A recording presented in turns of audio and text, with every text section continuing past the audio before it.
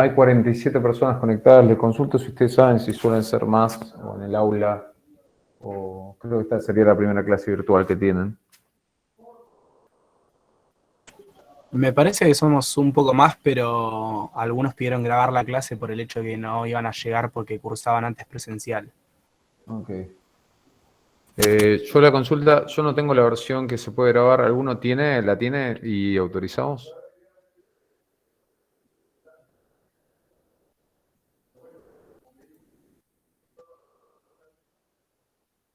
¿Alguno la tiene? La versión que yo tengo no me lo permite.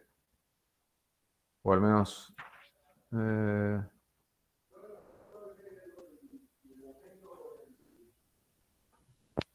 ¿alguno tiene? ¿Alguno sabe si se puede? Creo que en todo caso la tendría que haber creado la reunión alguien que tenga el permiso, así que me parece que no se va a poder. Ok.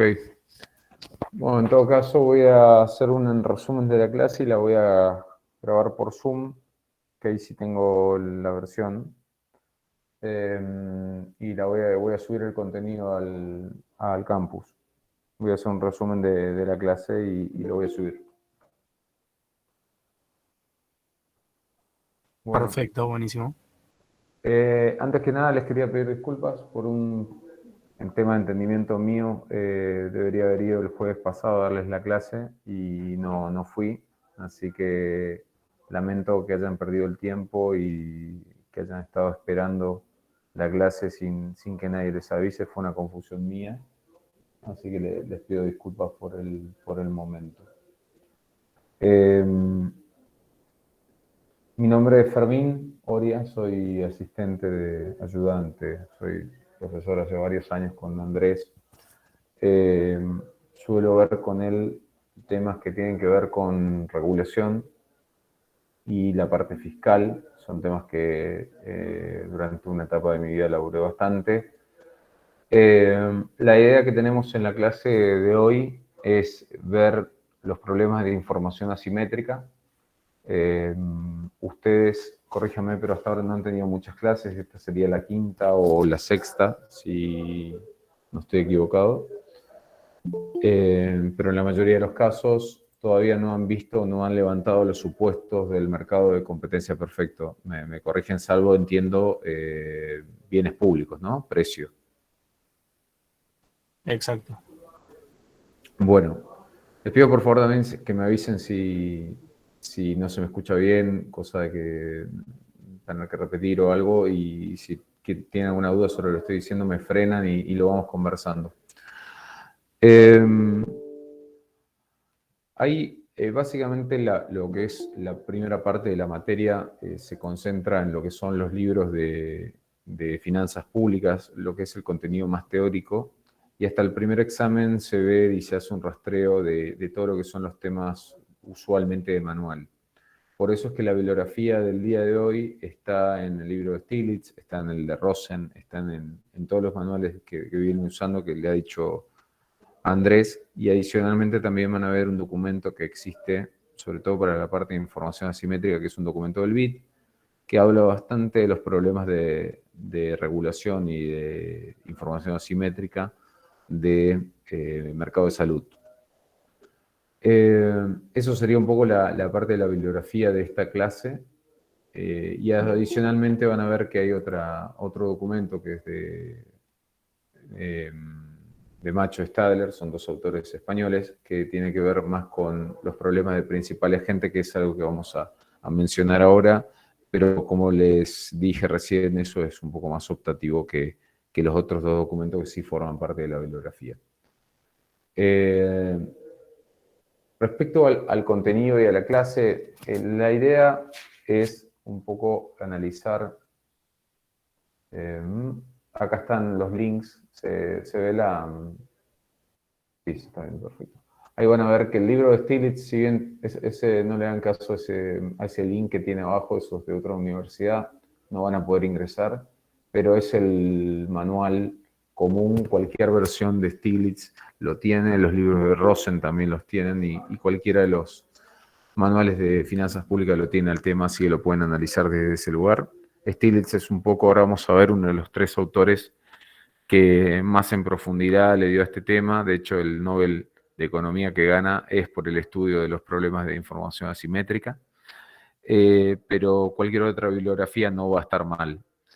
El texto que ustedes ven abajo, que es el del mercado de la salud y los seguros de salud, es un texto de Ferreiro Saavedra Zuleta. No es muy actualizado, pero a mí me parece que tiene muy buen contenido teórico y definición de las variables que vamos a hablar en la clase de hoy. Y después está conmutativa este texto que les dije de Macho, Stadler y Pérez Carricho. Si alcanzamos a ver algo de la parte de competencia imperfecta, hay un texto ahí que está linkeado de Fiel, que es un libro que vamos a hacer mención en los capítulos que vamos a analizar. Bueno, un poco entrando en lo que es el problema de la información asimétrica, aquellos que hayan visto micro, estén viendo micro 2 o ya la hayan cursado, les va a resultar bastante familiar los conceptos.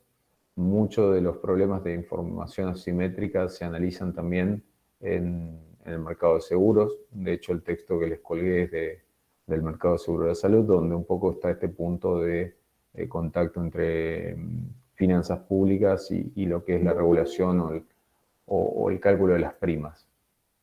Entonces, para ir un poquito más de lo filosófico del tema es... los mercados usualmente, y si se cumplen la mayoría de las condiciones de competencia perfecta, ustedes saben perfectamente cuáles son, oferentes atomizados, eso devuelve un precio de mercado, que no existen barreras a la entrada, que no existen barreras de salida. Y después uno puede ir siguiendo en los supuestos del mercado de competencia perfecto, pero uno de los más importantes, y tal vez a mi entender el más importante, es la información. El mercado de competencia perfecta supone que la información en ese mercado justamente es común y es sabida por todas las personas, y todas las personas asimilan la información de la misma manera. Eso suele ser así casi en ninguna situación. Entonces, cuando uno va levantando supuestos, por ejemplo, ustedes ya vieron bienes públicos, si no, corríjanme, ustedes levantaron el supuesto del precio, ¿no? O sea, que existía un precio para definir ese bien. Bueno, justamente cuando uno levanta el supuesto de que existe un precio, se da el caso de bienes públicos, y lo que hace las finanzas públicas durante esta primera parte, que les decía es un poquito más de manual, es ir levantando los supuestos para encontrar el rol que va a tener el Estado en la intervención de ese mercado. Entonces, justamente cuando uno levanta la información perfecta como un supuesto, es donde se empiezan a dar diferentes problemas o diferentes situaciones que son las que vamos a ir analizando ahora.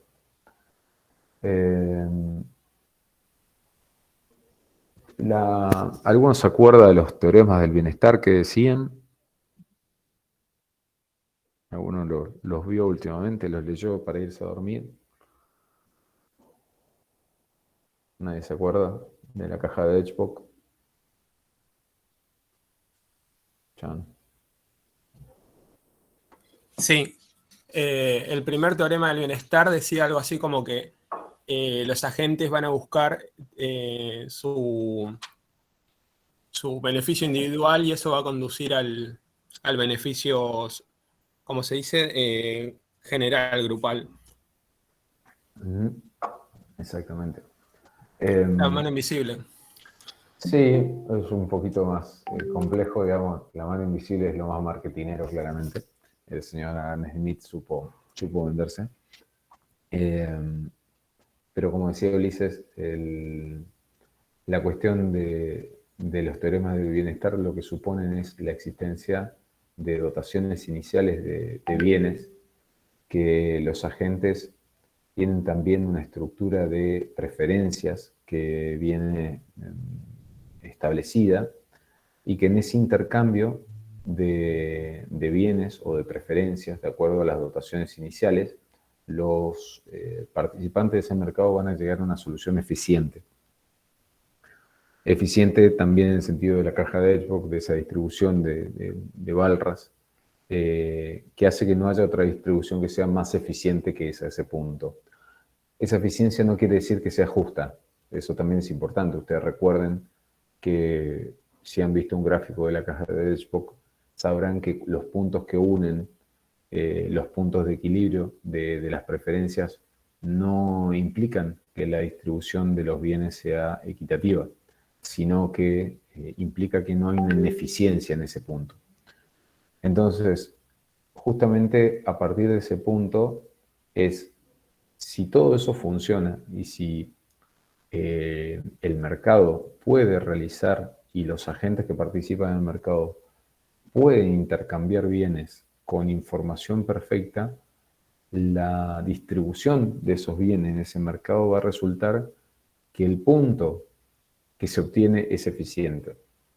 Haciendo la comparación con algo que tal vez se acuerden, que es la frontera de posibilidad de producción, la FPP, que era, a mí al menos siempre me quedó la primera vez que me la contaron, que era la distribución de la capacidad de producción de un país entre manteca y cañones. Nosotros pensamos que todos los puntos donde existe un intercambio posible, que no hay ineficiencia, es el máximo que está pudiendo producir la sociedad de esos bienes, ¿no?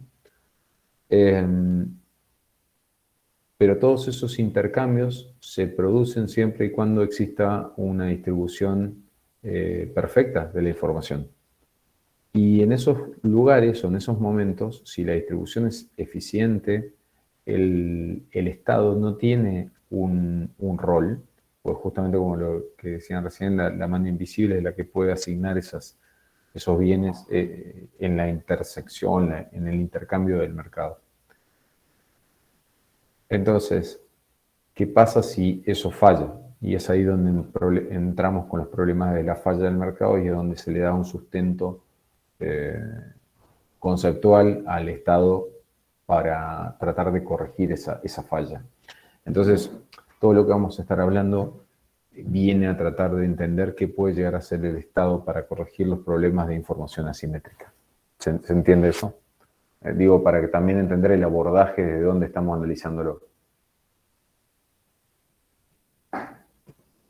¿Se entiende? Bueno, yo sí. Sí, sí. Sí.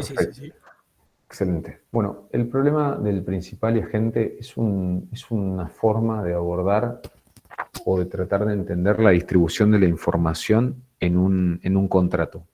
Acá nos estamos pegando un poquito a la parte legal, hay toda una estructura, una línea de economía normativa que es mucho más vieja que lo que estamos viendo ahora en la información asimétrica, y que justamente, esto parte de la economía norteamericana a principios del siglo 1900, donde ya la estructura legal se debatía las inequidades que puede existir en un contrato, y bueno, de ahí partió un poquito, pero el problema del principal agente lo que intenta es diseñar un esquema simple, donde un principal diseña el contrato, el agente acepta o rechaza ese contrato, el agente realiza el esfuerzo, la naturaleza juega, eso quiere decir que se da lo que es la esencia de los participantes de ese mercado. Entonces, por ejemplo, estamos hablando de agentes, de principales que tienen características, el contrato tiene características, que la naturaleza juegue justamente quiere decir que se cumplan esas características del contrato y de las personas. Entonces, si uno, por ejemplo, quiere contratar a alguien, busca a la persona adecuada, le ofrece un contrato para su trabajo, la naturaleza juega, o sea, esas personas ejecutan lo que está establecido en el contrato y se da una dinámica de pago de lo que estaba establecido en el contrato. Eso sería un esquema normal donde no hubo ninguna complicación del tipo de información. Algunas cuestiones que tienen que quedar claros para también entender, y acá si pueden ampliar un poquito su rango, no se queden en la palabra contrato como un contrato de alquiler o como un contrato de una prima de seguro. Piensen en contrato como en el sentido amplio que uno tiene para intercambiar diariamente las cosas en en el mercado o en su casa mismo. Digamos, si alguno tiene que negociar, che, hoy lavo los platos y vos cocinás, eso es un contrato. Después vamos a ver cómo se cumple, cuáles son las penalidades de ese contrato, pero bueno, esos también son contratos. La interacción diaria de las personas tiene o podría tomar la forma de un contrato. Particularmente para lo que estamos queriendo analizar, lo que vamos a decir es que el contrato debe especificar las obligaciones de las partes. Si un contrato no especifica qué va a hacer cada uno, no va a cumplir el rol del contrato. También deben quedar claras los pagos que debe ejecutarse y las distintas contingencias que hay, ¿no? Acá hay toda una cuestión de completitud de contratos que es muy interesante. No solamente se acaba en este punto, pero cada vez los mercados se van perfeccionando y la completitud de los contratos se va mejorando. La Argentina, por ejemplo, es un caso con los mercados de bonos de deuda. La evolución de los default de la Argentina ha obligado a la Argentina a ofrecer mejores contratos cada vez que está haciendo una renegociación y cubriendo nuevas facetas, porque, bueno, básicamente tenemos un historial de default y eso obliga a cualquier tenedor de un bono a ser un poquito más cuidadoso a la hora de comprar, pero bueno, esto también tiene que ver con la evolución de los contratos que son una consecuencia de la realidad económica, ¿no? Entonces, tanto las contingencias como los términos de contrato tienen que ser verificables. Eso tiene que ser claro. Si algo no es verificable, no va a ser un contrato. O sea, si a vos te pagan, voy al caso tradicional que suele ser bastante discutido, al menos en la televisión abierta, que es los planes sociales. Si yo tengo un plan social o creo una normativa que especifique un plan social nuevo y la verificabilidad de la contraprestación del plan no es medible, bueno, difícilmente eso sea un contrato bien hecho, ¿no?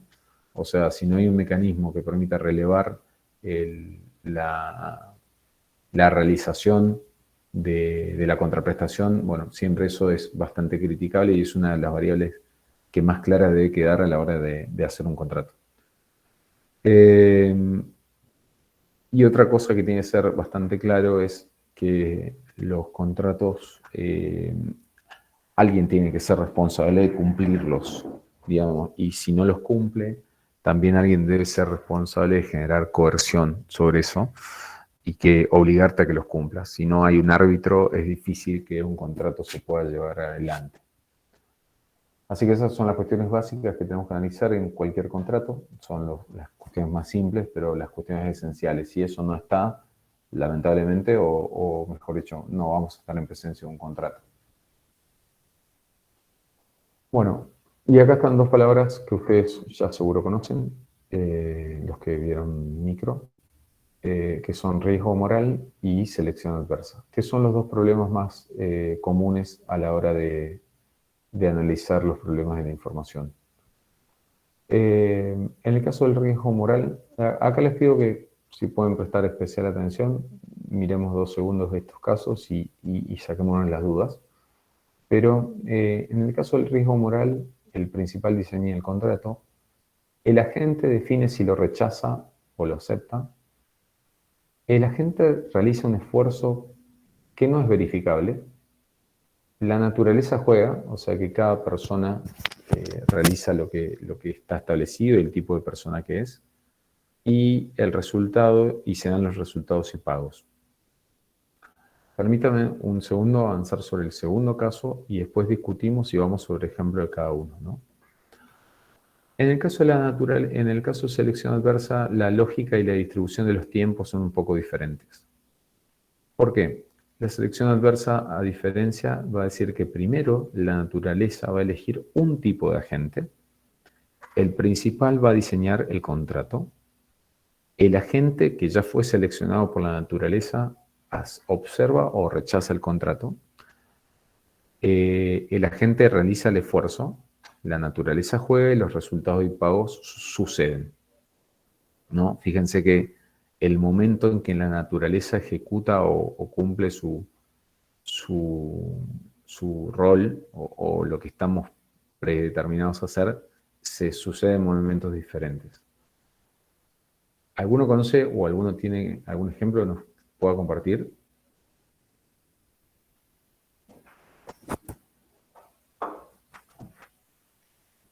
¿Alguno se le ocurre algún caso de riesgo moral?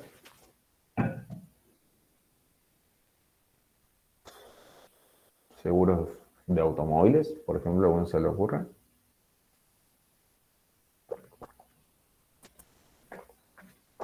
¿Se escucha? Que ahora estoy hablando solo.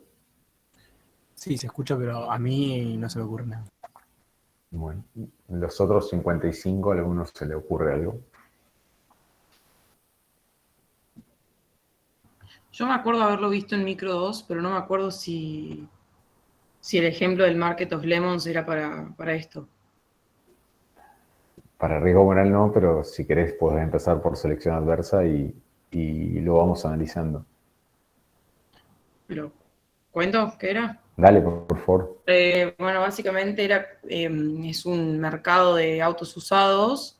No me acuerdo bien cómo era, pero es un mercado de autos usados y como que el comprador no tiene forma de probar qué tan bueno es el auto usado, o sea, si es un buen auto usado o es un lemon, que es digamos, un clavo, un mal auto.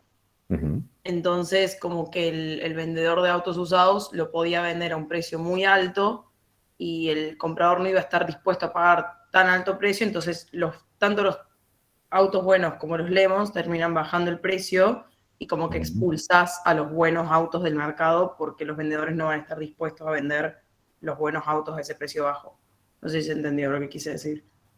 Sí, se entendió, Constanza. Igual ahora lo refrescamos al caso, pero está perfecto lo que dice Constanza. Si alguno entendió, voy al caso de selección adversa, el mercado de los limones, que ahora lo vamos a analizar un poquito más. Es un caso de selección adversa. ¿Por qué? Justamente vieron que les dije que la naturaleza elige el tipo de agente. Bueno, la naturaleza significa que va a existir un tipo de agente de buena calidad o de mala calidad, por ejemplo. Entonces eso significa que la naturaleza juegue, que hay predeterminado al inicio del contrato una condición intrínseca, si quieren, de ese tipo de agente. ¿Es de buena o de mala calidad? Gracias, Constanza, por el caso. ¿A alguno se le ocurre algo de riesgo moral, por ejemplo? Yo había visto en Economía de la Seguridad Social que riesgo moral es cuando, por ejemplo, las personas no ahorran porque piensan que los hijos los pueden mantener quizás, y es un riesgo porque quizás no pueden. Bueno, en el caso de la actualidad y el actual sistema de seguridad social sería una consecuencia directamente. No hay nada que puedas evitarlo, digamos. Hay una diferencia importante cuando uno habla de información, que es el concepto de incertidumbre y de riesgo. La incertidumbre es algo que no tiene un cálculo estadístico o no se le puede asignar un valor de riesgo, ¿no? O sea, no forma parte de un cálculo específico. El caso que dice Facundo está bien porque uno calcula el riesgo y le puede dar una probabilidad de ocurrencia al caso. Y en ese caso Facundo dice, bueno, le calculo el riesgo y elijo no hacerlo. Eso es importante, esto que les digo de la diferencia entre certidumbre y riesgo, ¿no? Son dos cosas totalmente diferentes y tienen que ver con decisiones diferentes. Un tema, solamente ahora vuelvo con riesgo moral, pero para no olvidarme de esto.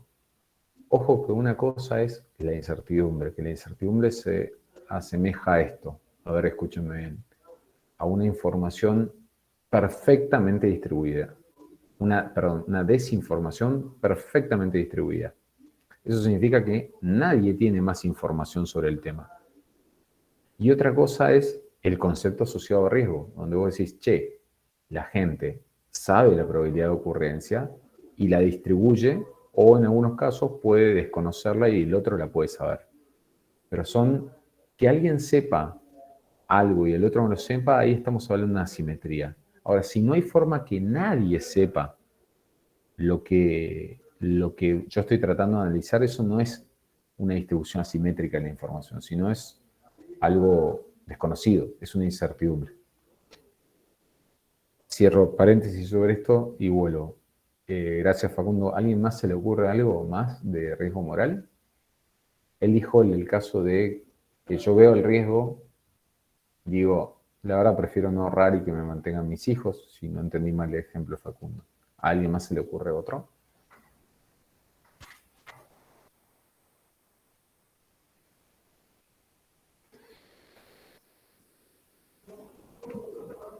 ¿No? ¿Nadie? Estamos poco creativos. Cualquier contrato de trabajo. Sí, lo que pasa que cualquier contrato de trabajo me parece también puede aplicar para ambos, ¿no? Es medio genérico a la vez el ejemplo, pero habría que meterle un poquito más de contexto para decir cuándo es un contexto de riesgo moral, ¿no? No sería, no sé si se escucha, Sí, perfecto, Lucía.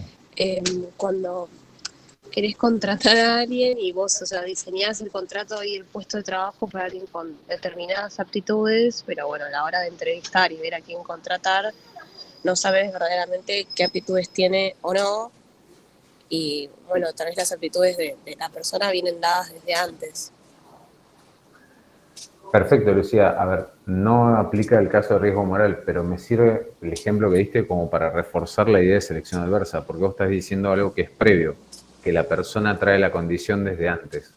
Y eso justamente es un caso de selección adversa, donde la persona trae una condición que es previa, pretérita, y justamente vos no sabés si la podés viabilizar o no. Y eso es un contexto de selección adversa.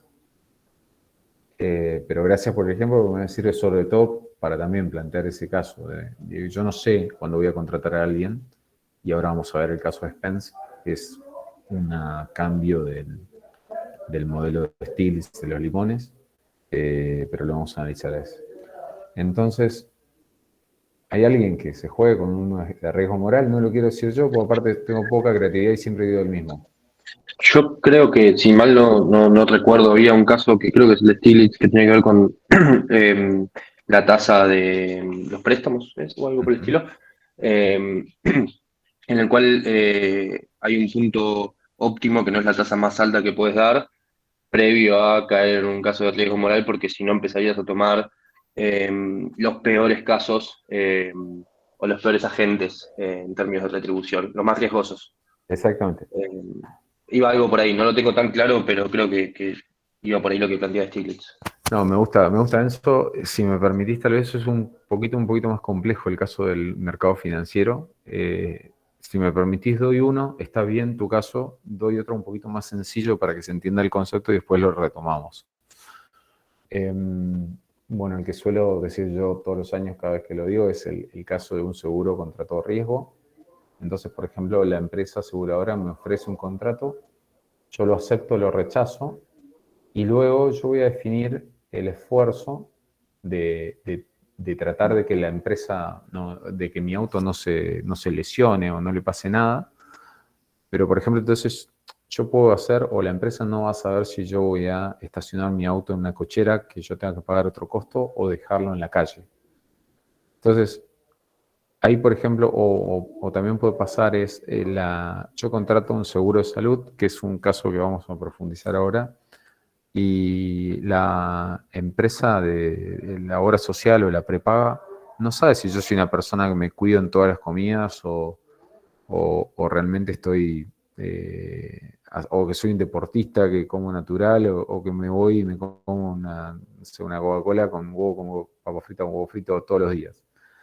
Solamente por el hecho de saber que si se me pasa algo, bueno, me voy, me hago los estudios, me hago un drenaje y me saco el problema de una. Digamos, son esas acciones que la empresa no puede verificar qué tipo de esfuerzo estoy haciendo yo para cumplir el trabajo, las que hacen el problema del riesgo moral. Porque el problema del riesgo moral no es la persona, sino es la falta expresa de ese control en el contrato. Y aparte que ese control no es verificable. Porque si fuese verificable, se le pone un precio y se le asigna un mayor costo al seguro y listo. Pero acá el problema es que eso no es verificable. Nadie puede poner, o es antieconómico, ¿no? La empresa de la obra social no va a poder poner un auditor que me siga a cada comida que yo haga para ver si me estoy cuidando o no. Entonces, son esas situaciones donde se da ese problema de riesgo moral. ¿Se entendieron los dos casos? Yo para seguir dándole. ¿Alguno se entendió la idea? Sí. Bien. ¿Alguna duda? Bueno, Yo te hago una pregunta, Fermín, perdón. por favor. ¿Puede ser que hay algunos casos en riesgo moral en que el esfuerzo sí es verificable y ahí se plantea de otra forma el contrato? Si el esfuerzo es verificable, justamente acá lo estás... A ver, si querés profundizar un poquito como para entenderte un poquito más. No, no es que puedo profundizar, pero tengo el recuerdo de Microeconomía 2 de que hacíamos un caso en el que el esfuerzo era verificable y no Ajá. sabía si bien cómo funcionaba. Porque A me ver. quedé con la parte más matemática y no la teórica. Pero No, está bien. El delta, sí, a ver, siempre le podés, en la ecuación siempre le podrías dar un delta de probabilidad y ver el costo asociado al auditor, digamos. Siempre vos podés tener una auditoría sobre el control de un esfuerzo. El problema es cuando el control de ese esfuerzo se hace antieconómico y no podés hacerlo. En el caso que yo te estaba diciendo es, no sé, la obra social no va a tener guita para pagar a un médico o a un nutricionista para que me siga y me vea cada una de mis acciones, o para un traumatólogo que vea si me estoy sentando bien en la silla para evitar no sé, una operación de espalda. Digamos, hay controles que es imposible darle un delta de valor. Entonces, son situaciones que no pueden ser cubiertas por el contrato. Sí, siempre hay mitigación de riesgos, que eso sí son áreas dentro de las empresas que todas las tenemos, digamos, como para tratar de cubrirnos, de disminuir al mayor porcentaje posible los desvíos de los agentes de las actitudes. O, por ejemplo, imagínense, si el día de mañana los bancos dijesen, no se preocupen, sabemos que la seguridad es un riesgo, a partir de mañana todo fraude que exista en el sistema financiero, nosotros se los vamos a cubrir. Y ustedes mañana salen como locos, inscribirse en toda página de sorteo, dándole su celular. Si alguna persona lo llama, le van a dar los 16 números de la tarjeta de crédito y le van a dar el código de seguridad. Bueno, eso es una actitud responsable de parte de ustedes como usuarios y es algo que el banco no puede controlar. Entonces, son justamente esas acciones las que pueden generar problemas de riesgo moral, que se pueden minimizar, pero muchas veces no se pueden eliminar del todo. ¿Ok? No sé si contesté, Nico, a tu consulta o me fui por el otro lado. sí, sí, no, perfecto. Gracias. Ok, gracias. ¿Alguna otra más?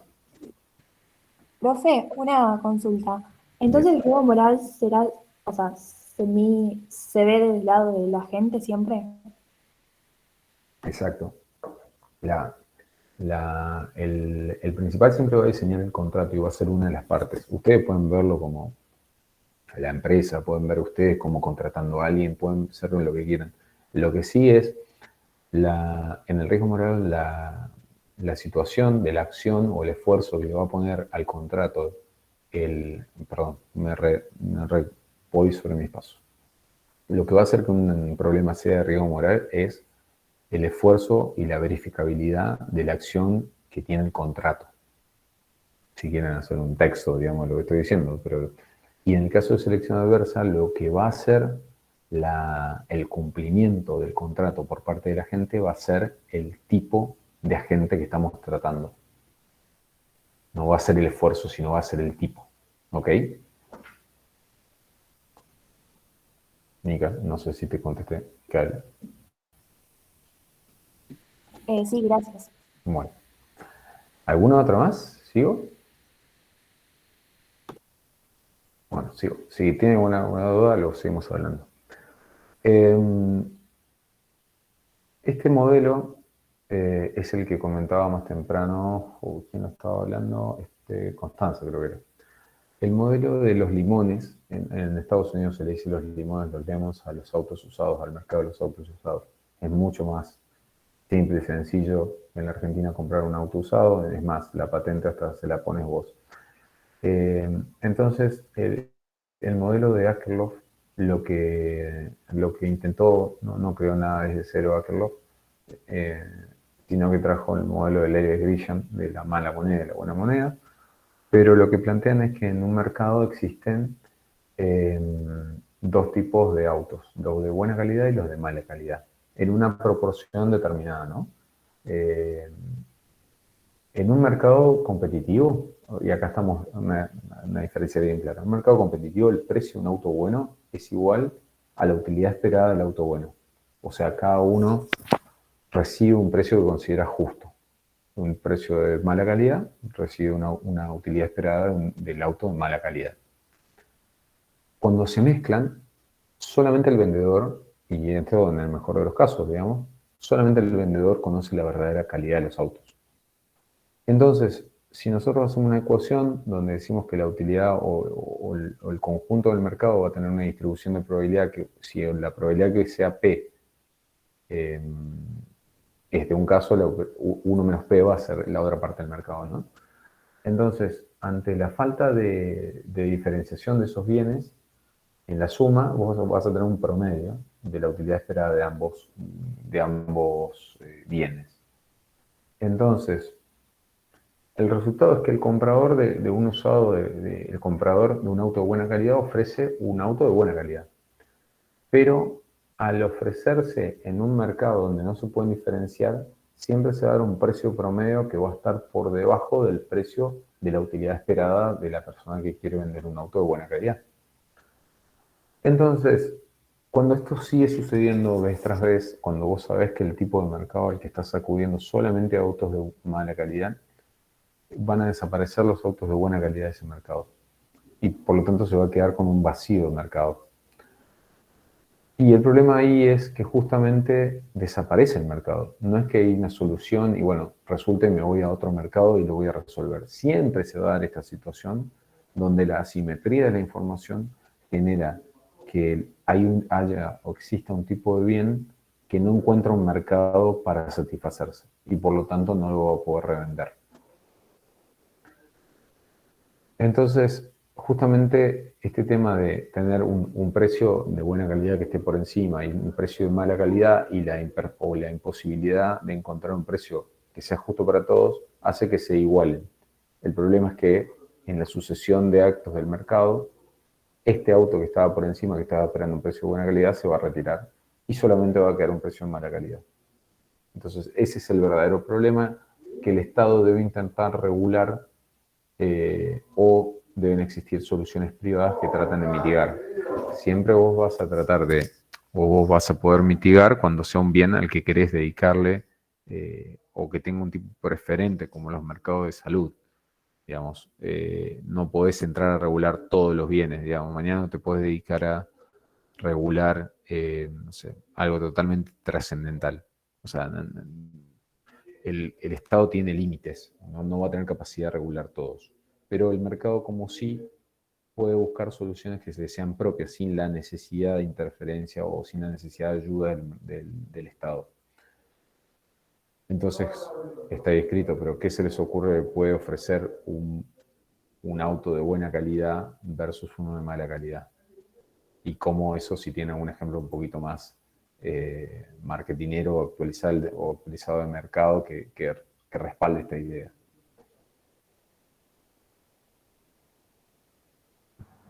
Es la idea de las señales, digamos, de ofrecer garantías. Exacto. Digamos, hay una ley de protección de garantías que exige un mínimo de garantía a todos los bienes. Pero digamos, si ustedes, por ejemplo, ven los autos sí tienen diferencias y es una señal, ¿no? O sea, hoy un auto te puede ofrecer una garantía extendida, pero te la ofrece el auto como garantía del bien. Y lo mismo te puede pasar con una persona que quiera vender un bien usado. Digamos, te puede ofrecer, te puede decir, che, vamos, lo andás, lo usás, si no te sirve o si ves que algo no está bien, me lo devolvés. Pero eso que está haciendo, esa oferta de una garantía, tiene un costo. Y eso hay que tener presente, digamos. Todo costo, nadie va a estar esperando ofrecer una garantía para obtener el mismo bien que sin la garantía. Entonces siempre la utilidad esperada, la ejecución de esa garantía tiene que elevar la utilidad esperada de ese bien. Por lo tanto va a tener que dar un precio más alto. Entonces, si yo hoy tengo un costo de estructura de postventa, sigo yendo un poquito más a una organización de comercialización, ¿no? Si hoy, no sé, la empresa Toyota tiene una estructura de postventa, bueno, el analista de costos de Toyota tiene que ser o tiene que tener el Excel actualizado para que si hay un aumento en los costos de postventa, eso se refleje en el precio de venta final de la garantía o la percepción de calidad que tiene el producto de ellos versus la competencia. ¿Se entiende eso? Digamos, tiene que haber siempre un costo y siempre tiene que haber una utilidad esperada por encima del costo de ofrecer esa garantía. ¿Ok? ¿Se entiende eso? Sí, no, fuimos rápido, vamos de vuelta. No, sí, se entiende. Bueno.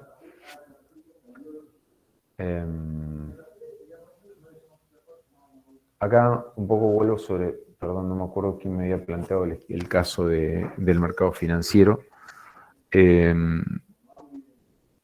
la aplicación de Stiglitz, así como Akerlof le dieron el Nobel por esto que les digo, por el mercado de limones, a Stiglitz le dan por esta información asimétrica, pero aplicado al tipo de proyecto. La traducción de esto al mercado de créditos es la siguiente. Cuando vos tenés un tipo de crédito, o cuando vos vas a salir a ofrecer un crédito, tenés una idea de una tasa de referencia del mercado.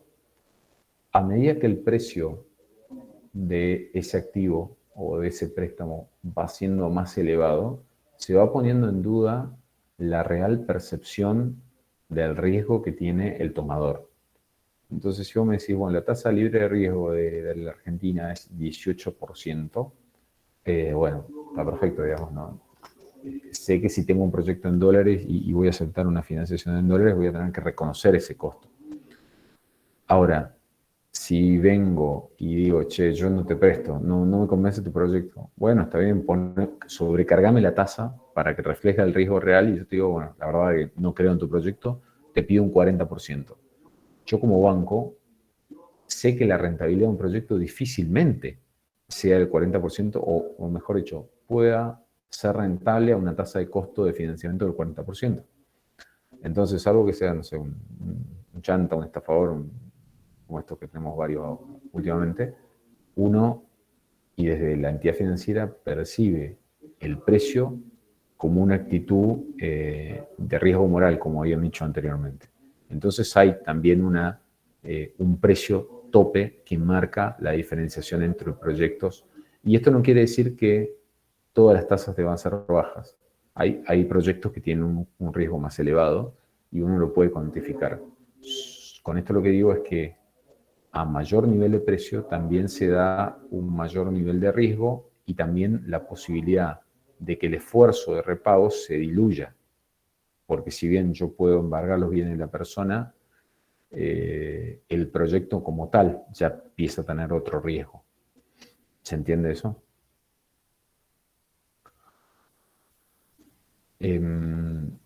A ver, acá las soluciones, así como en el tipo de modelo del mercado de los limones, era ofrecer garantías. Los bancos suelen introducir la estructura de riesgo compartido. ¿Alguien sabe cómo es eso? ¿No? ¿Nadie labura en banco? Bueno. ¿Alguien sabe lo que es la estructura de riesgo compartido? Nuestros queridos aprobados de Micro 2 no se lo acuerdan.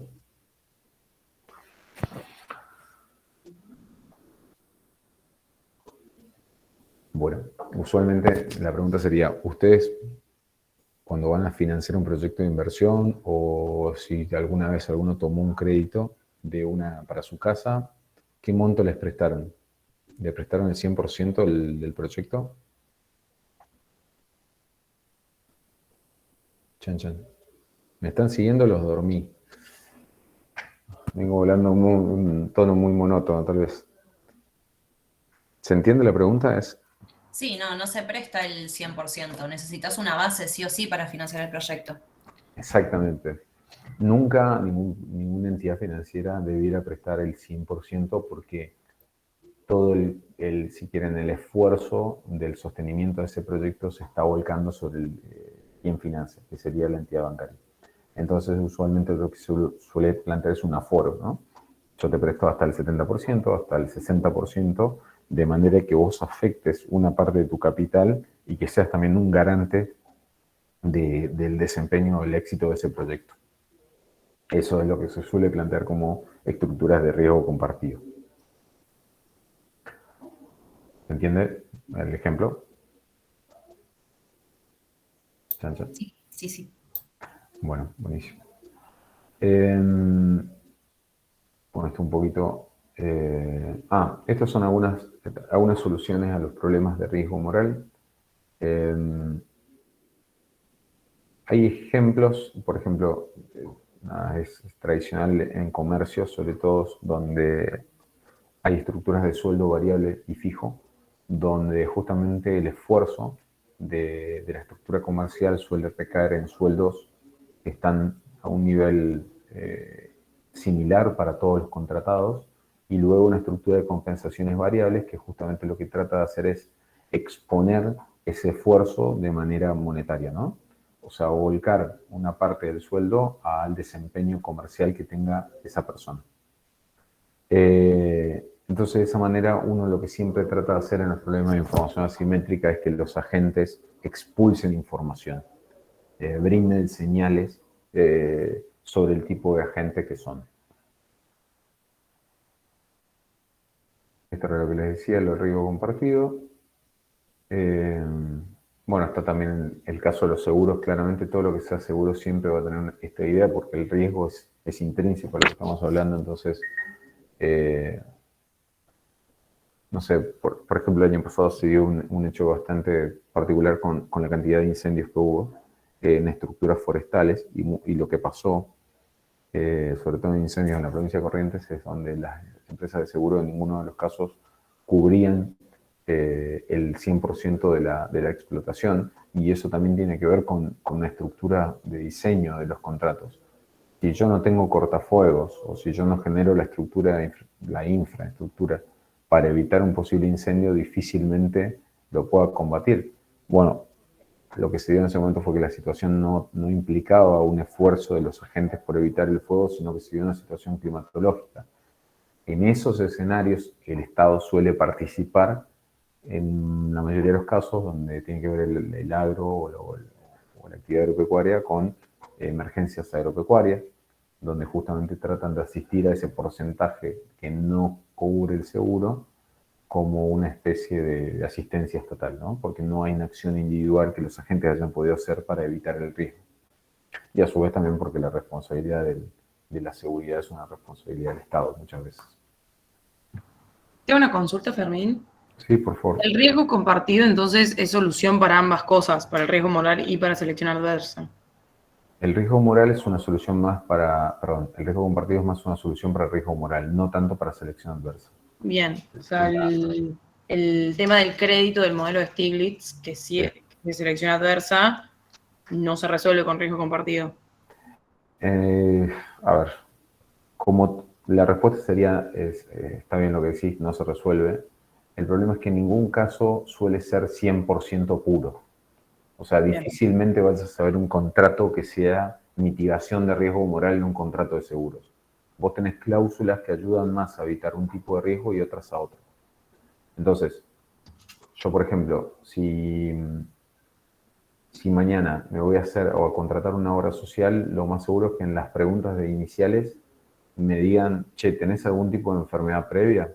O me quieran hacer algún chequeo de salud previo a darme alta en la obra social. Y eso tiene que ver no con el riesgo moral que yo puedo hacer para cuidarme exposa a la prima, sino tiene que ver para ver qué tipo de agente soy. Claro. Ahora, bien, los flacos me pueden decir, che, mirá, no sé, te encanta comer garrapiñada pasada y te vas a hacer pelota los dientes y las muelas. Bueno, yo te voy a cubrir hasta 40 lucas para reemplazo de cada diente.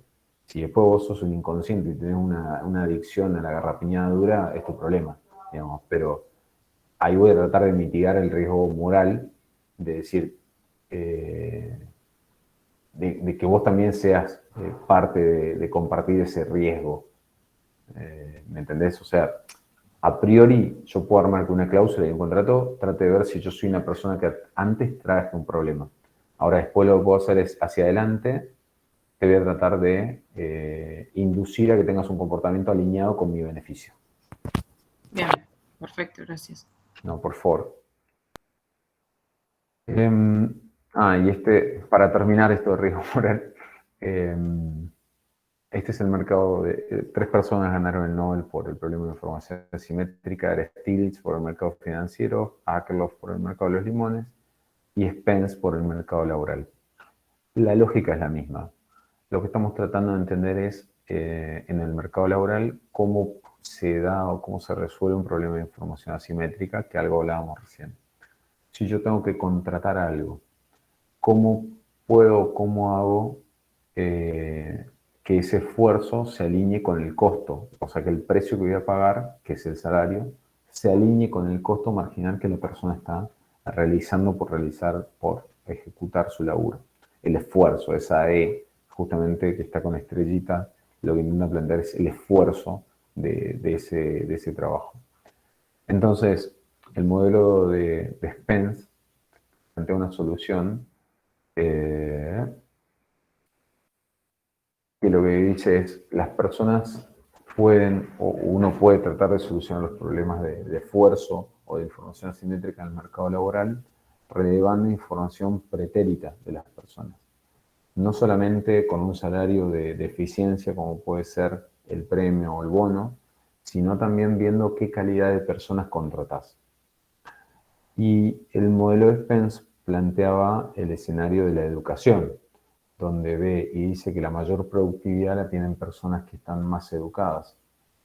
Y esa resolución o ese planteo de mejorar el esquema de análisis parte de 2 supuestos, sobre todo en la economía norteamericana. Primero, el costo, si bien para todos nos cuesta, o sea, a mí me costó cuando estudié en la UBA, después estudié en otro lugar privado y no fue muy diferente el análisis de mi esfuerzo, sino el modelo implica que hay un costo que el estudiante asimila al hacer una inversión en su educación y que una persona que no estudia no está dispuesta a hacer esa inversión. Esto básicamente tiene que ver con que en los Estados Unidos, sobre todo, si bien ahora el bueno de Biden les condonó mucha de la deuda, la educación se paga con deuda. Entonces vos estudias algo y durante tu periodo, tu vida activa, vas a ir cobrando su sueldo y repagando esa deuda. Pero todo eso porque, según Spence, vos estás siendo una persona de alta calidad o de alta eficiencia. Entonces, la educación es un mecanismo para relevar esa deficiencia.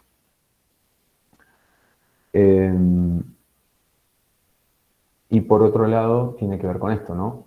Tiene que necesariamente existir un costo de esa diferenciación. Si no, el mecanismo como tal no sirve. O sea, si la educación fuese realmente gratuita para todos y todos la pudiesen hacer, todos la harían por las dudas. Y como un mecanismo de relevamiento y no podría separar los de buena productividad o los de alta productividad de los de baja productividad. Entonces es importante atacar esa diferenciación. ¿Entiende esto? Es lo mismo que vengo diciendo, solamente aplicado a diferentes mercados. ¿Pero se entendió?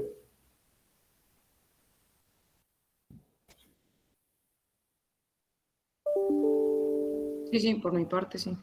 Perfecto.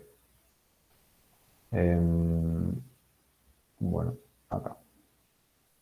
Un poco esto es el resumen de las soluciones que te plantea cada problema. Es vos cómo podés resolver los problemas de riesgo moral. Un poco ya lo habíamos hablado. Es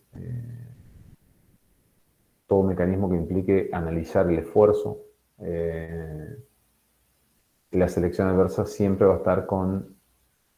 La diferencia, si quieren, más obvia es que el mecanismo de riesgo moral o los mecanismos de solución de riesgo moral siempre van a estar implantados dentro del contrato. Siempre va a ser una solución o tiende a ser una solución más del principal.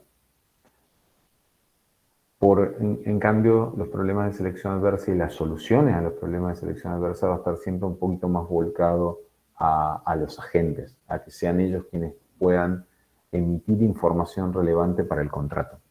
Entonces, la solución de signaling, la solución de screening, la solución de screening sí es un diseño de contrato, pero siempre son información que trata de contener el agente. Entonces, por ejemplo, yo te puedo ofrecer garantías y eso es un mecanismo de signaling. Pasa también que muchas empresas, a la hora de ofrecer servicios, no solamente a agentes como personas, sino como empresas, plantean estándares de calidad. O sea, yo tengo la ISO 9999 porque mi producto es mejor que el de la competencia que no la tiene. Entonces, eso es una forma de plantear o demostrar información. También suelen pasar en muchas licitaciones internacionales, sobre todo se da, donde vos planteás o vos llevás en tus pliegos comparaciones independientes de alguna universidad, que siempre son muy bien agradecidas con algún apoyo institucional, pero que van como complementando la calidad del bien que uno está ofreciendo. Y siempre son ideas como para diferenciarte de la competencia. Terminan siendo en parte, algunos mecanismos se desvirtúan un poco y terminan siendo una campaña de marketing, pero bien usada, también es información para el que diseña el contrato, que el que diseña el contrato no solamente tiene que ser un empleador, sino también puede ser una persona que consume un servicio.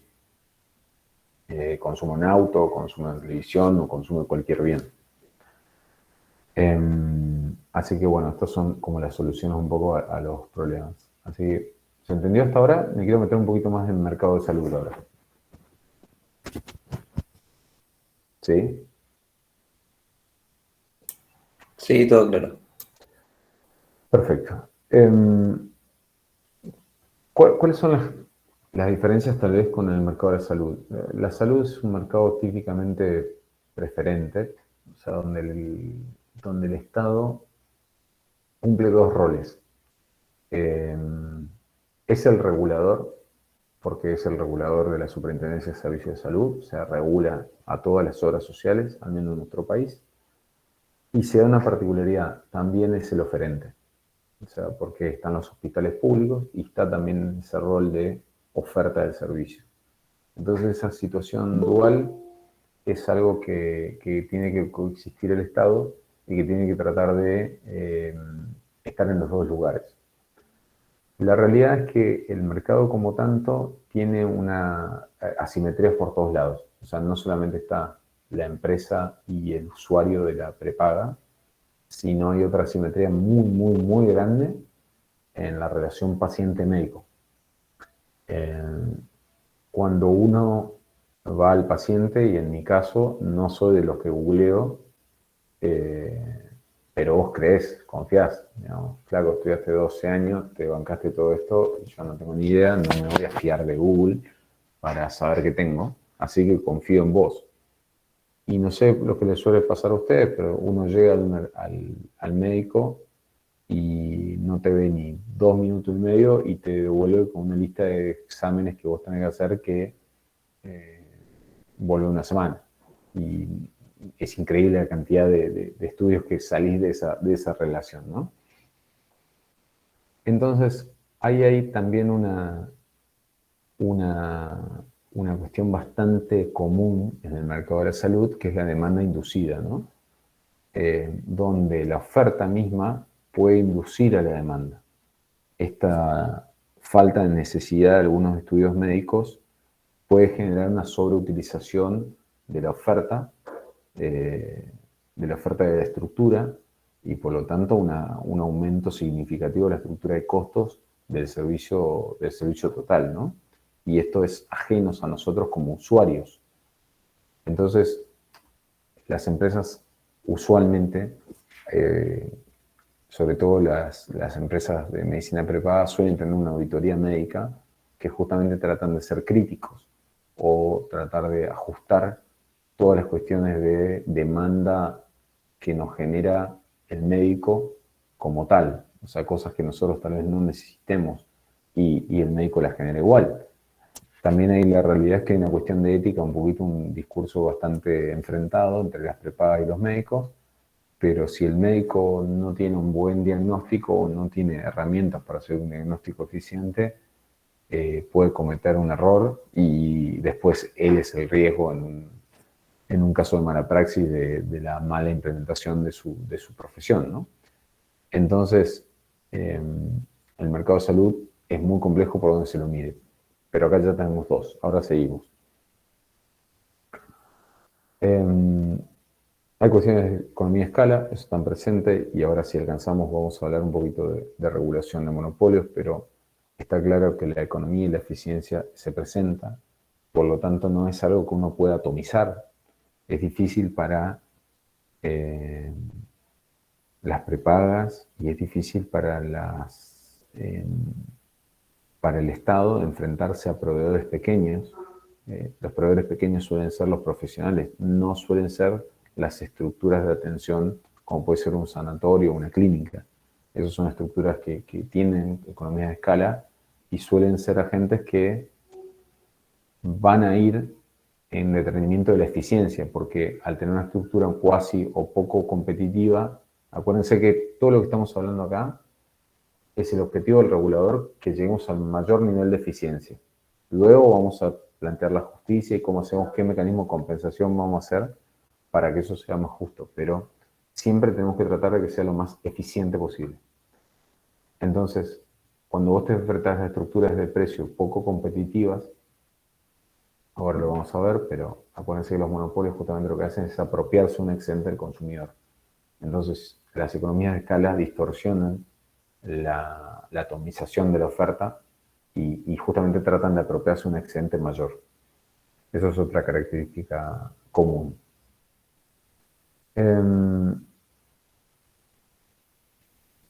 Bueno, la demanda de servicios irregular, eso es una cuestión también que está vinculada a la segmentación inducida.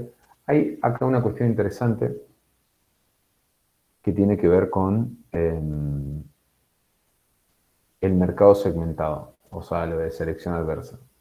Hay a priori, nosotros podemos tener por un lado sanos y enfermos, ¿no? O sea, podríamos tener los problemas de selección adversa y podemos hacer una fiesta con esto, pero... Y después podemos tener problemas de riesgo moral como los que les decía antes.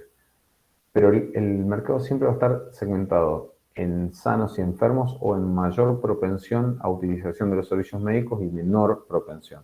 Porque el riesgo siempre va a existir. Siempre te puedes enfermar.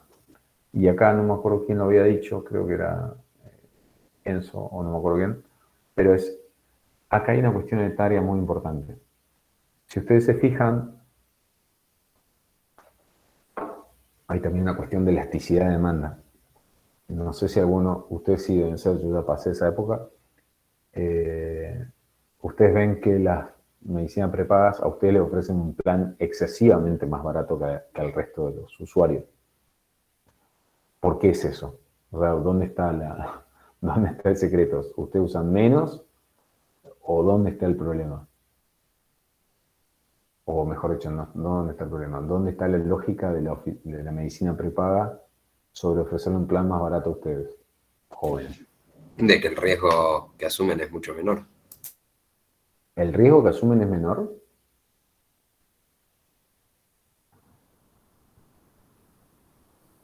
Sería como que la propensión que yo tengo como grupo etario joven es menor a usar más servicios que alguien más adulto.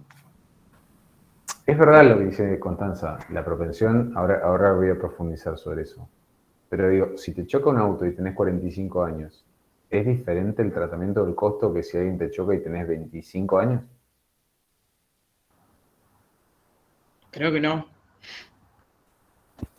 Entendemos que no, al menos estoy más cerca de los 45, no, estoy lejos todavía, pero bueno. Entonces, ¿dónde está la diferencia?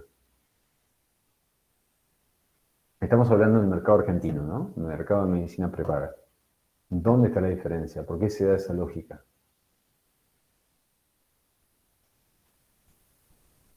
Chan, chan. A ver, vamos por partes, tal vez me adelanté algo. ¿Existe un mercado de salud en la Argentina que no requiera pagar?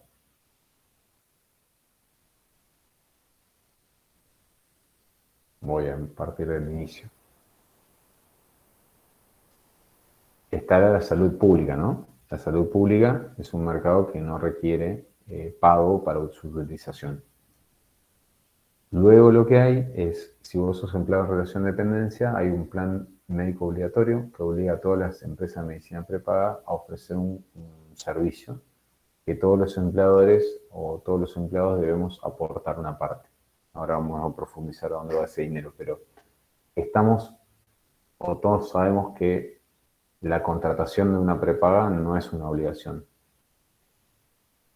digamos, por fuera de los aportes mínimos. Eso lo tenemos claro, ¿no? Entonces repregunto, ¿qué los llevaría a ustedes, como jóvenes, considerando jóvenes, a elegir un sistema de medicina prepaga que te ofrezca, mejor dicho, o qué puede llegar a la empresa de medicina prepaga a ofrecer un costo significativamente inferior a una persona de 25 que de 45?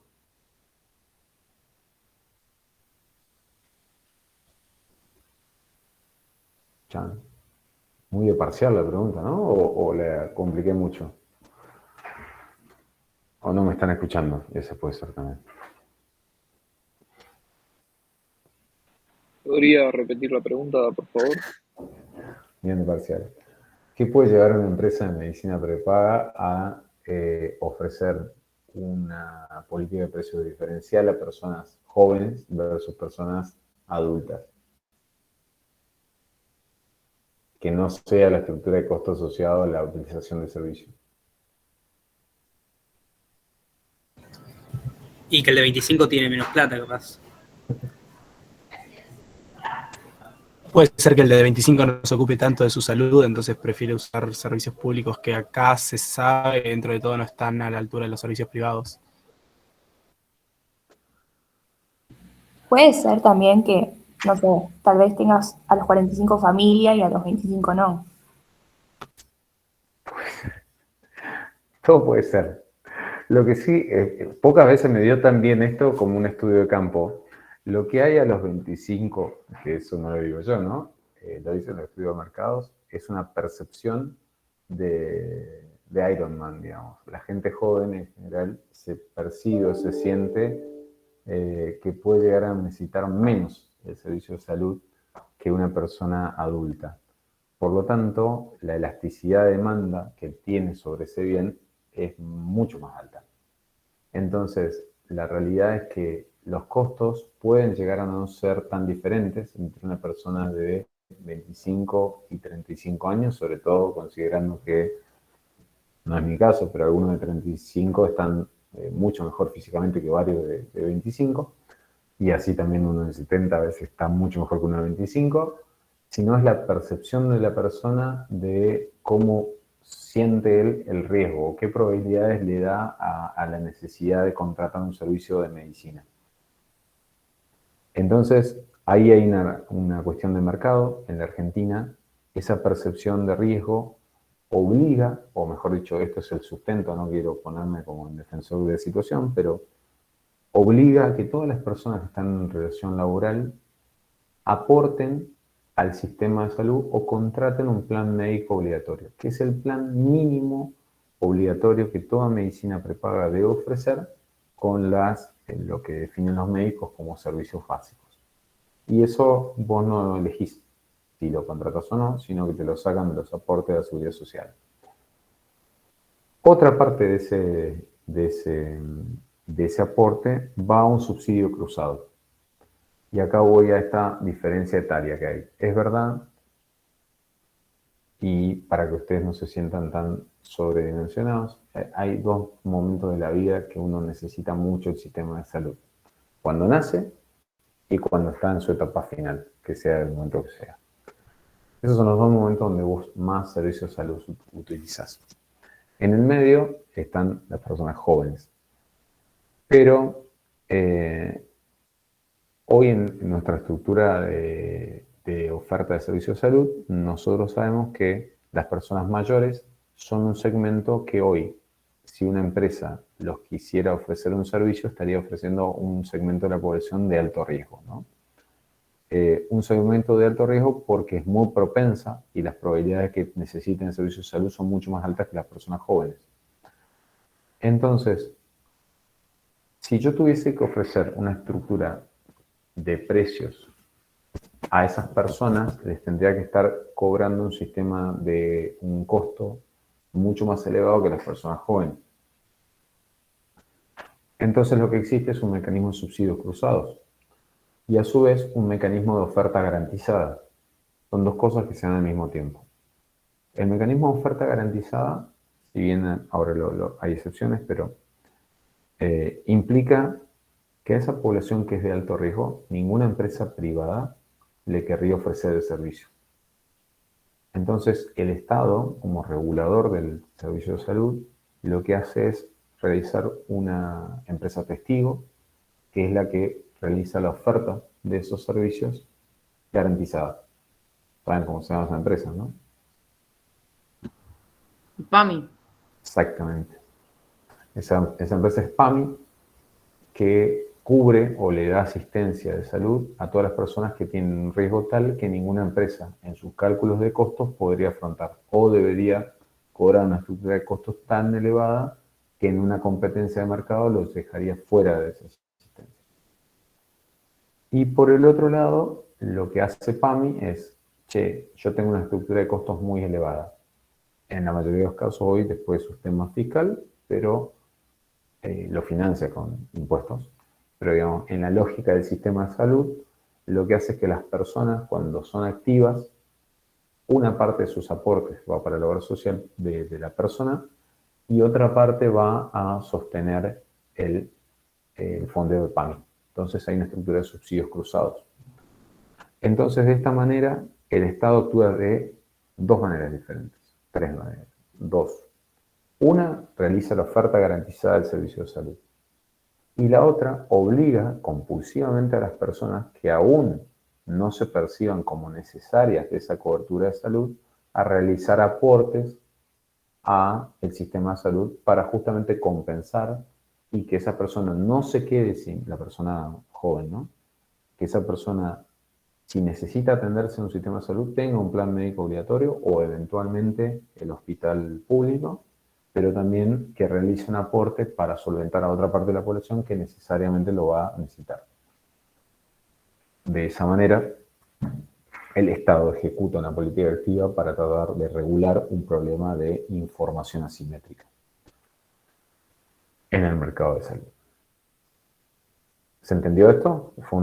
Lo hice un poco express, pero quería transmitirles la idea de manera agregada. ¿Sí? Sí. Sí. Lo que sí es importante en el grafiquito ese que está abajo, que ustedes van a ver que existen equilibrios múltiples.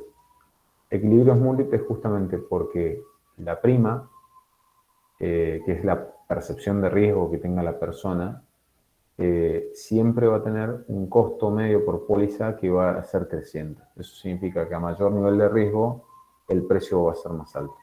Esto aplica, si quieren, no tanto a los que se cubren por PAMI, sino un mecanismo de autorregulación, que es las personas que pueden pagar un servicio privado y contratar una medicina prepaga por sus medios. La empresa que ofrece el servicio lo que va a hacer es justamente ofrecerle una cobertura asociada al nivel de riesgo. Entonces, de esa manera yo segmento y no dejo afuera a nadie del mercado. Al de corta edad le ofrezco el plan joven, al de que está en edad de, no sé, si quisiese y si fuese uno de sus objetivos formar una familia, le ofrece un plan familia, y así a la persona que esté en su edad avanzada y quiere no tener problemas con PAMI por lo que sea de PAMI, también le ofrece un servicio y eso se va escalando, ¿no? Pero siempre en un mecanismo, incluso hasta dentro del sector privado, de subsidio, porque es muy improbable que una persona de alta edad pueda llegar a cubrir el precio de toda la cobertura que se le puede llegar a ofrecer, digamos, porque si no, directamente lo echarías del mercado y de hecho lo que hace la superintendencia es tratar de que vos no eches a la persona de mayor edad, sino que ajustes a un precio, que no lo eches porque si no básicamente vas a dejar un conjunto de personas por precio fuera del mercado, que es lo que pasa con el auto de los limones, y eso te dejaría un mercado insuficiente, y ese es justamente el peor escenario, ¿no? Entonces, el Estado ahí regula a través de la super todo lo que son los planes de contrato y la estructura de precios. Y a su vez también, acuérdense que estamos en la Argentina y todo tiene una estructura de tarifas regulada, ¿no? Bueno, ¿se entendió? ¿Hasta acá? Información asimétrica me agarraron. Sí, sí. Ya están para el parcial, perfecto. Bueno, entonces avanzo. La otra parte de la regulación. O sea, hasta ahora lo que les quise decir es, el contexto de información asimétrica va a ser común. Siempre el regulador, escenario en el que sea, va a estar presente en un escenario de información asimétrica.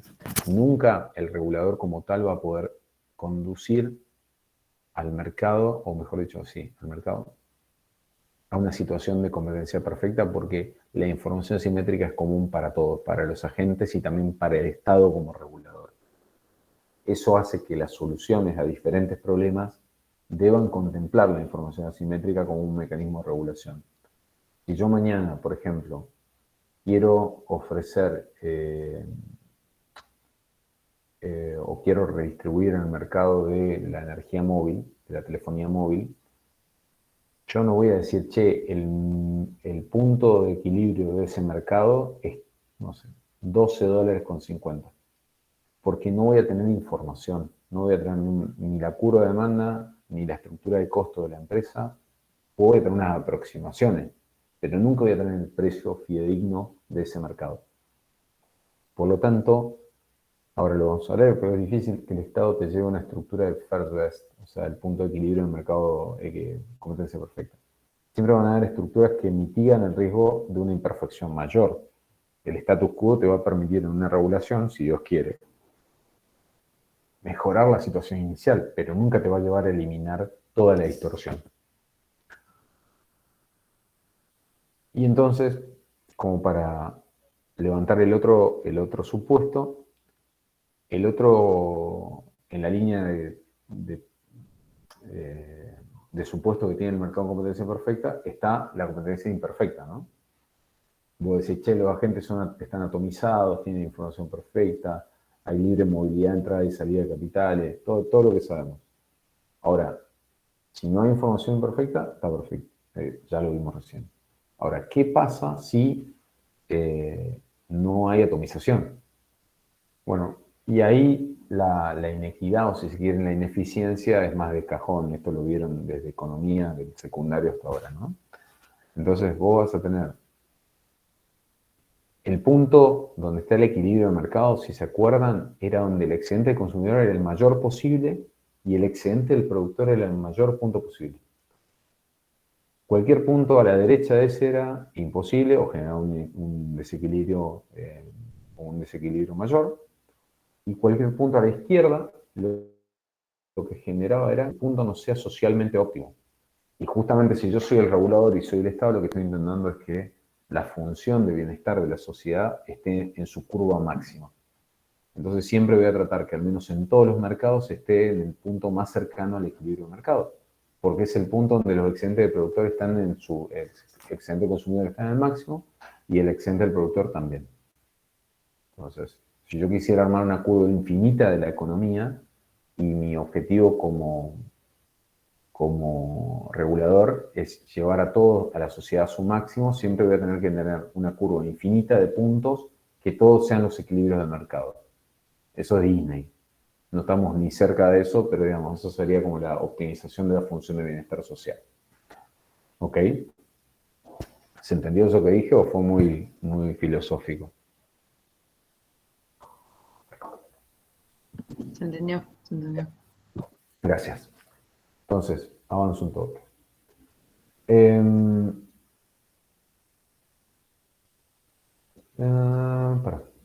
regulación cuando no hay poder tiene dos aspectos. Hay dos puntos que, digamos, acá la idea en esta clase y la siguiente que tenemos, ya vamos a hablar un poquito más de política, ¿no? O sea, estructura tarifaria tipo Ramsey, que son estructuras de pico y valle, cuál es el punto de optimización, cuál es la mejor, qué tiene de bueno la estructura de definición de la tarifa por precio, por costo. Eso lo vamos a ver un poquito más la otra clase. Pero el Estado como regulador, y sobre todo en la Argentina, tiene dos dimensiones. La que es de los monopolios naturales. Saben lo que es un monopolio natural, ¿no? Igual, si no, ahora lo refresco. Ahora, para seguir ahora en la clase, los monopolios naturales son todas las estructuras típicamente de servicios públicos. Lo que pasa es que en los últimos años le fuimos metiendo servicios públicos a todo, hasta el Mercado Libre tiene un servicio público asociado ahora. Pero son el gas, la luz, todo lo que sea economías de redes, en general estamos planteados como monopolios naturales. Y después tenés lo que son las políticas de regulación de la competencia. Las políticas de regulación de la competencia no están tan asociadas a los monopolios naturales, sino a mercados que típicamente no tienen una estructura de monopolio natural que ahora les voy a decir. Entonces la Argentina, sobre todo de su Ley Nacional de Defensa de la Competencia, tiene una estructura que permite penalizar con los comportamientos poco competitivos que algunas empresas suelen tener. Pero después está la realidad. ¿Cuántos oferentes hay en la Argentina de tubo de acero laminado? ¿Cuántos oferentes hay en la Argentina de fabricantes de pan de molde? ¿Cuántos oferentes hay en la Argentina de embragues de aluminio?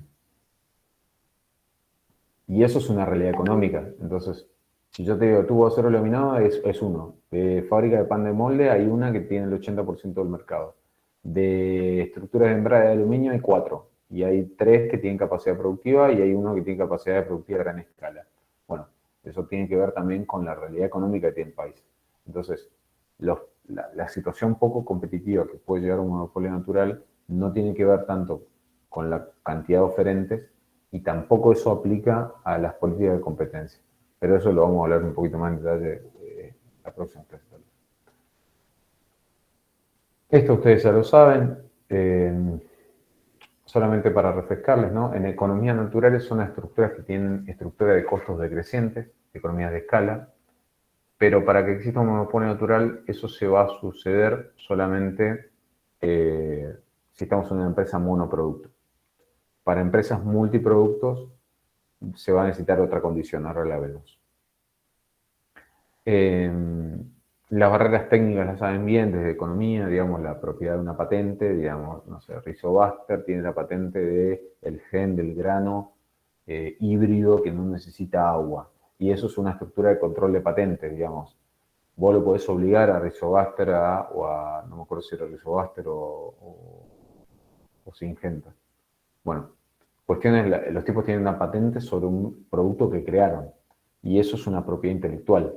No tiene que ver con la competencia. O sea, si mañana querés ofrecer un maíz híbrido que no necesita agua y vos no tenés la tecnología, bueno, no tenés la tecnología, pero no podés salir a pedirle a la única empresa que desarrolló el producto que lo ofrezca gratuitamente, porque eso tiene un desarrollo. Y lo mismo pasa con, no sé, el software del sistema satelital de Tesla, lo creó Tesla. Entonces mañana no le podés decir, che, Tesla, popularizamos, si querés darle con un código libre en internet tu software de administración de los satélites, así todos los pueden usar, porque no va. Está la propiedad intelectual y la propiedad privada se respeta, digamos, en la estructura económica.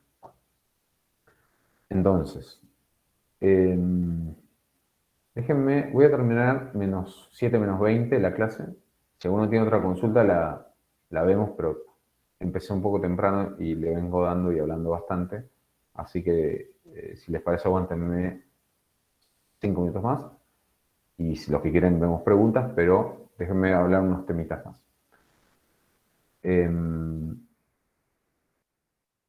Esto es la estructura del monopolio. Es importante que todos refresquen esto, sobre todo para empezar a hablar de tarifas. El punto competitivo, acuérdense, ¿cuál era la diferencia entre monopolio y competencia perfecta? Que en el monopolio el ingreso marginal y la demanda son iguales. ¿Por qué? Porque yo no tengo poder de mercado. Entonces, si yo soy un monopolista y tengo poder de mercado, yo puedo ir reduciendo la cantidad ofrecida de bienes y pedir un precio mayor por ese bien, porque tengo capacidad de influir sobre las cantidades. Entonces, ustedes saben que la condición igual de optimabilidad no cambia. Entonces, el costo marginal e ingreso marginal va a ser siempre la condición de máximo de una empresa. El punto es que en ese nivel, por ejemplo, en ese gráfico ustedes van a ver ahí, si yo le pongo un precio o una cantidad de monopolio, el precio es superior, es el precio M ese que aparece ahí. ¿Por qué? Porque yo estoy reduciendo la cantidad de bienes en ese mercado. Cuando eso sucede, y se acuerdan del grafiquito anterior, yo me estoy apropiando de una parte del excedente del consumidor, yo oferente. Y lo peor de todo es que en ese punto se está perdiendo una eficiencia que nadie se la puede apropiar. No se la apropia ni el productor ni los consumidores. Y eso es tal vez lo menos deseable para un regulador. Que nadie se quede, porque después de última lo otro lo puedes corregir con una redistribución en base a impuestos. Pero no en este caso, porque la pérdida se produce y nadie se la apropia. Que son los puntos B y C. Entonces, esto es un monopolio. Y la diferencia que tiene el monopolio con el... La diferencia que tiene el monopolio con el monopolio natural es justamente la estructura de costos. Si ustedes ven ahí abajo, hay en amarillo una sumatoria que es la fórmula de subaditividad, que lo que quiere decir esa ecuación es muy sencilla.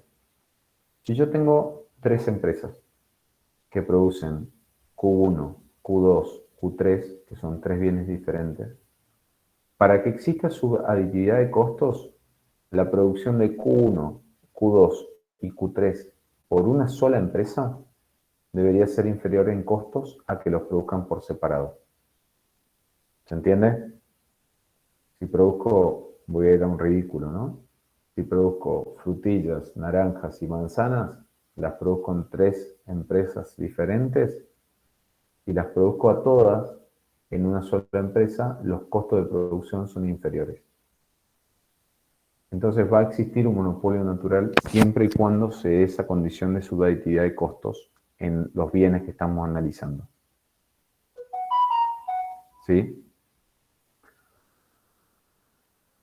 Hasta acá voy a llegar porque la verdad me parece que avancé bastante y fui un poco a ritmo acelerado. Yo lo que les pido... Tengo una consulta, Fermín. ¿Esta presentación está subida al campus? Sí, sí. Si quieren chequearlo, pero sí está subida. Lo que les voy a pedir para la clase que viene, si me dan una mano, sobre todo para poder atacar más en profundidad el tema, es si pueden revisar del libro de regulación de Fiel los 3 primeros capítulos. La próxima clase conmigo es el 19 de septiembre. Si pueden revisar lo que son tarifas Ramsay, Pico y Valle, política de fijación por costos y política de fijación por precios. Todo esto porque quiero ver el rol de la regulación y la forma de determinar tarifas. Si pueden, sería ideal, y si no pueden, no sería ideal. Pero bueno. Disculpa, ¿podrías repetir cuáles? Los capítulos 1, 2 y 3 del libro que está pegado en la presentación abajo, en el link, que es un libro de Fiel, bastante viejito, de regulación.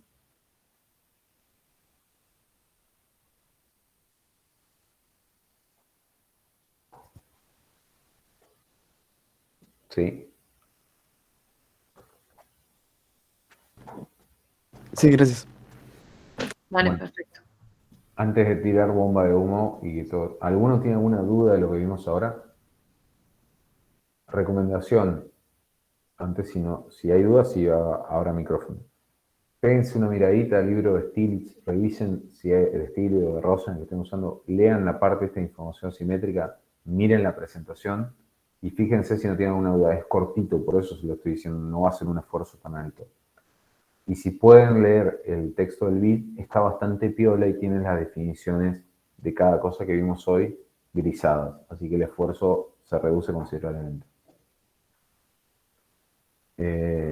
La clase que viene vamos a hacer dos cosas, monopolio natural y regulación de la competencia. O sea que son dos temas separados, pero lo vamos a ver todo en una clase. ¿Dijiste que es el 19 la próxima clase con vos? Sí, en teoría sí, salvo que soy de los peores alumnos en cuanto a cuestiones que me surgen y puedo llegar a cambiarla, pero en principio es el 19. Pero en el medio seguimos teniendo clases. En el medio siguen teniendo clases, por eso les digo, no es que tienen que leerlo de acá el jueves ese texto. Profe, perdón, ¿lo de subsidios cruzados está explicado en la bibliografía que dijiste? Lo de subsidios cruzados de los seguros de salud. Sí. Sí, están los ejemplos, pero el subsidio funciona en función de lo que pagás. Digamos, lo que está ahí es lo que les explicaba de lo que te retienen a vos como empleado activo, que subsidia en parte los costos de atención de los seguros médicos de las personas de edad avanzada. Si vos me estás pidiendo una ecuación sobre eso, sí hay un texto, no está en la bibliografía, pero lo podemos analizar si querés. No, está bien, lo que pasa, como no me quedó tan claro, quería ver si con leerlo. Bueno, pará, si tenés una duda de eso, nada, a ver, ¿cómo funciona? Las personas en edad activa aportamos, porque tenemos un sueldo. Las personas en edad pasiva, en teoría, el ciclo de la vida Modigliani, que eso lo habrás visto, vos vas aportando de tu vida para jubilarte cuando te retirás. Hay dos, el sistema solidario, que es el que todos fondeamos a todos, y el sistema más individual, que es Pay As You Go, o sistemas más de capitalización, donde vos sos tu propia caja y te vas ahorrando. Si ahorraste poco, después es tu problema. En el sistema solidario, como nosotros tenemos en nuestro país, lo que nosotros hacemos es aportamos a un sistema de seguridad social que redistribuye los fondos en el resto de los organismos de seguridad social. Dentro de ellos hay una empresa que es una empresa estatal, la empresa de Estado, que es PAMI. PAMI es la encargada de ofrecer seguro de salud a toda empresa, a toda persona que no tenga otra cobertura de salud.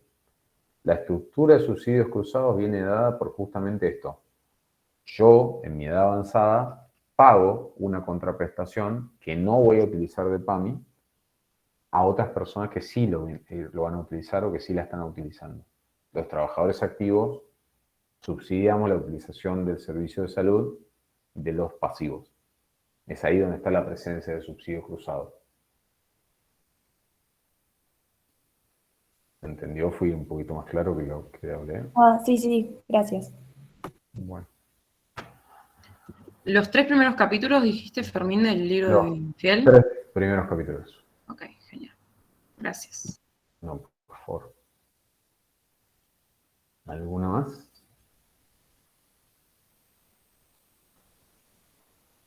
Bueno, si no, me escriben en el chat y respondo.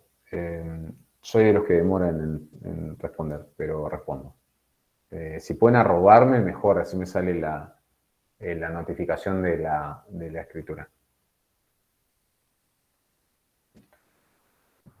Bárbaro. Gracias por la clase, Fermín. No, chicos, gracias a ustedes por conectarse y nuevamente disculpas por el jueves pasado.